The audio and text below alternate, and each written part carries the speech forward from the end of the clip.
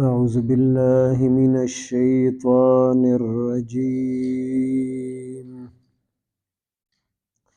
بسم الله الرحمن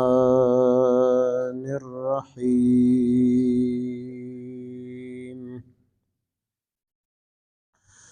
والذين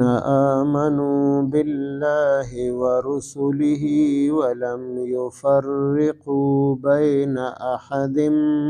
منهم أولئك سوف يؤتيهم أجورهم وكان الله غفورا رحيما. آمنت بالله صدق الله مولانا العظيم.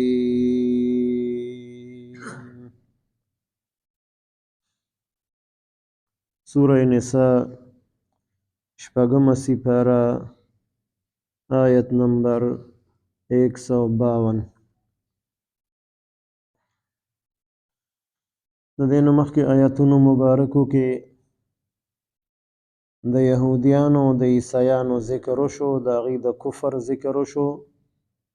چې دوی د الله نه منکر دي، د الله د پیغمبرانو نه منکر دي او د پیغمبران علیهم السلام په منځ کې فرق کوي، جدایی پکې راولي چې بعضې پیغمبران مني او بعضې نه مني. نو د هغې کفر هم ذکر کو، د هغې دپاره د دوزخ سزا هم ذکر کړله چې دوی ته به ذلت او رسوایۍ والا عذاب ورکولی شي. اوس قرآن مجید د خپل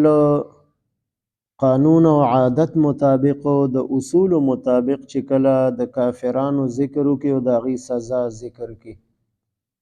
نو بیا ورپسې د مؤمنانو ذکر کوي او د مؤمنانو اجر او ثواب او د جنت وعدې او د هغې د مغفرت او د بخښنې ذکر ورپسې کوي. د هغې اصولو په رڼا کې په دې آیت مبارک کې الله پاک د مؤمنانو تعریف کړی دی چې مؤمنان څوک دي او د دوی صفات څه دي. د لومبنۍ صفت ایمان بالله دی، په الله باندې ایمان او د الله په ټولو حکمونو باندې ایمان. او دویم ایمان بالرسل ورسله کې ایمان بالرسل ذکر دی چې په ټولو پیغمبرانو باندې ایمان راوړل دا د مؤمنانو صفت دی. ځکه د یهودیانو عیسایانو ذکر چې وکړو نو هغوی وویل نؤمن ببعض ونکفر ببعض، چې موږ بعضې پیغمبران منو او بعضې موږ نه منو. او د مؤمنانو متعلق ذکر کوي چې د دې په ټولو پیغمبرانو باندې ایمان دی. رسول د رسول جمع ده او رسول یو خاص اصطلاح ده او انبیا د نبی جمع ده چې هغه عام اصطلاح ده. او نبی او رسول کې فرق هغه دا وي چې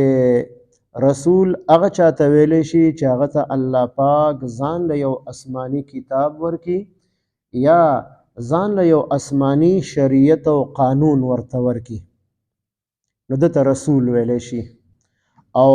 نبی هغه چاته ویلی شي چې ده ته ځان له آسماني کتاب هم نه دی میلاو شوی او ځان له ورته جدا آسماني قانون او شریعت هم نه دی ورکړی شوی، بلکې دی د دې خبرې پابند وي چې د ده نه مخکې پیغمبر ته الله پاک کوم آسماني کتاب ورکړی دی دی به په هغې عمل کوي، او یا مخکې پیغمبر ته الله پاک کوم آسماني شریعت او قانون ورکړی دی نو دی به په هغې باندې د عمل کولو پابند وي، نو ده ته نبي ویلی شي. هر یو رسول هغه نبی هم وي، نبی او رسول دواړه به وي، او هر یو نبی دپاره ضروري نه ده چې دی د رسول هم وي. ځکه انبیا علیهم السلام تعداد ذکر دی 1,24,000 او د رسولانو تعداد ذکر دی 313. نو دا 313 رسولان هم دي او دوی سره د نبوت منصب هم، نبوت او رسالت دواړه منصب، یعنی نبی او رسول دواړه دا 313. او د 313 نه علاوه چې څومره دي هغه هر یو به نبی و خو رسول به نه. نو رسول او نبی په دوانو باندې ایمان دلته رسول ذکر کړی دی او مراد نه انبیاء علیهم السلام ټول دي چې په ټولو پیغمبرانو باندې د دوی ایمان دی. ځکه که د رسول نه مراد دلته موږ خاص اصطلاح واخلو نو بیا خو 313 کسان دي، نو په 313 باندې ایمان کافی نه دی بلکې په ټولو پیغمبرانو باندې ایمان راوړل ضروری دی. نو د مؤمنانو صفت دا دی چې دوی په الله باندې هم ایمان وي، د الله پاک په حکمونو باندې به هم ایمان وي او په ټولو پیغمبرانو نبیانو او رسولانو علیهم السلام باندې به هم ایمان وي. اوس ایمان څه ته ویلی شي؟ نو د ایمان دپاره دوه خبرې شرط دي چې هغه موږ امنت بالله کې وایو، اقرار باللسان وتصدیق بالقلب. اقرار باللسان، لسان جبې ته وایي، په ژبه باندې اقرار کول، لا اله الا الله محمد رسول الله ویل، دا اقرار باللسان شو. و دې سره دویمه خبره شرط ده، وتصدیق بالقلب، په زړه کې دا خبره حق او سچ ګڼل، زړه ته دا خبره کوزول. که صرف اقرار باللسان ته ایمان ویلی شي نو بیا ټول منافقان هغه مؤمنانو، ځکه هغې اقرار باللسان د ټولو منافقانو موجودو، په ژبه باندې لا اله الا الله محمد رسول الله ویلې وه کلمه، لیکن زړه کې تصدیق نه و، نو هغه دوزخیان دي، دوزخ کې به سختې سزاګانې ورته ورکولی شي. د دواړه خبرې د ایمان دپاره ضروري دي، اقرار باللسان او تصدیق بالقلب، چې په ژبه باندې کلمه ویلې ده او زړه ته یې کوزه کړې ده، په زړه کې هغه حق او سچ ګڼي، نو دې ته ایمان ویلی شي. نو په الله باندې ایمان، په ژبې باندې هم او په زړه کې د هغې تصدیق هم کول، او په ټولو پیغمبرانو باندې ایمان او په زړه کې د هغې تصدیق هم کول. دغه شان نور څومره د ایمان لوازمات او ضروریات دي نو د هغې اقرار هم کول او د هغې په زړه کې تصدیق هم کړل چې دا حق او سچ دي. نو دا یو د ایمان ذکر وکړو چې دوی په الله باندې او په ټولو پیغمبرانو ایمان دی. ولم یفرقو، او دوی فرق نه کوي، جدایي نه کوي. د هغې باره کې مخکې ویلو ویریدون ان یفرقوا بین الله ورسله،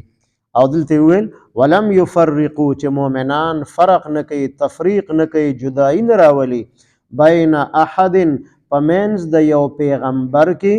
منهم د ډلې د پیغمبرانو نه، څنګه چې یهودیان عیسایانو ویل نؤمن ببعض ونکفر ببعض، بعضې منو بعضې نه منو، نو مؤمنان داسې نه وي، مؤمنان وایي چې زموږ په ټولو پیغمبرانو باندې ایمان دی. دا ټول د حضرت آدم علیه السلام نه واخلي تر حضرت محمد صلی الله علیه وسلم پورې څومره پیغمبران الله پاک دنیا ته رالیږلي دي، هغه ټولو باندې زموږ ایمان دی چې هغه ټول حق او سچ پیغمبرانو. نو چې کله د ایمان ذکر وکړو چې ایمان څه ته ویلی شي او کوم خلق مؤمنان دي، نو اوس هغې مؤمنانو سره الله پاک د آخرت د اجر او د ثواب وعده ذکر کوي. اولئک، دغه کسان، سوف، زر دی، یؤتیهم چې وربکې دوی ته الله پاک اجورهم، اجور د اجر جمع د اجر معنی د بدله، ثواب، اجورهم اجرونه، ثوابونه د دوی، ځکه د دې ایمان خالص دی، ایمان کامل دی او نیک اعمال کړي دي، نو دوی ته به الله پاک د دې د ایمان او د نیکو اعمالو بدلې په قیامت کې ورکوي. سوف یؤتیهم نه مراد دا دی چې د مرګ نه پس په قبر کې او په آخرت کې به بدلې ورکوي. دنیا کې هم الله پاک د اجر او ثواب یو جلک او نمونه انسان ته ښیي، خو اصل جزا او سزا هغه به په آخرت کې وي. وکان الله، او دی الله پاک، غفورا ډیر بخونکی، یعنی د ایمان نه مخکې څومره ګناهونه کړي دي نو ایمان راوړلو سره هغه ټول ګناهونه به ورته الله پاک معاف کړي، ځکه الله پاک غفور دی. رحیما، او ډیر زیات رحم کوونکی دی. نو د یو نیکۍ اجر او ثواب هغه کم از کم یو په 10 باندې او درمیاني درجه یو په 200 باندې او زیاته د الله په علم کې ده چې څومره زیات اجرونه ثوابونه به الله پاک د خپل رحم او د خپل رحمت په نتیجه کې مؤمنانو ته ورکوي. د هغې ذکر رحیمه لفظ کې وکړو او غفورن کې تیر شوي ګناهونه د هغې مغفرت او بخښنه او بخشش، او رحیمه کې د دې د نیکو اعمالو د مؤمنانو د اجر او ثواب ورکولو چې څو چنده به الله پاک زیاتې بدلې ورکوي. والذین آمنوا بالله او هغه کسان چې ایمان راوړی دی په الله پاک باندې ورسوله او داغه په ټولو پیغمبرانو باندې ولم یفرقوا او دی فرق او جدائی نه کوي بین احد منهم په منځ د یو پیغمبر کې د ډلې د پیغمبرانو نه اولئک دغه کسان چې په الله باندې ایمان دی او په ټولو پیغمبرانو ایمان دی او د یو پیغمبر نه انکار نه کوي سوف یؤتیهم زر دی چې وربکي دوی ته الله پاک اجورهم اجرونه ثوابونه د دوی په آخرت کې وکان الله دی الله پاک غفورا ډیر بخونکې رحیمه او ډیر زیات رحم کوونکی دی اللهم صل على سيدنا محمد وعلى آل سيدنا ومولانا محمد وبارك وسلم رب اجعلني مقيم الصلاة ومن ذريتي ربنا وتقبل دعاء ربنا اغفر لي ولوالدي وللمؤمنين يوم يقوم الحساب ربنا اغفر لنا ولإخواننا الذين سبقونا بالإيمان ولا تجعل في قلوبنا غلا للذين آمنوا ربنا إنك رؤوف رحيم ربنا هب لنا من أزواجنا وذرياتنا قرة أعين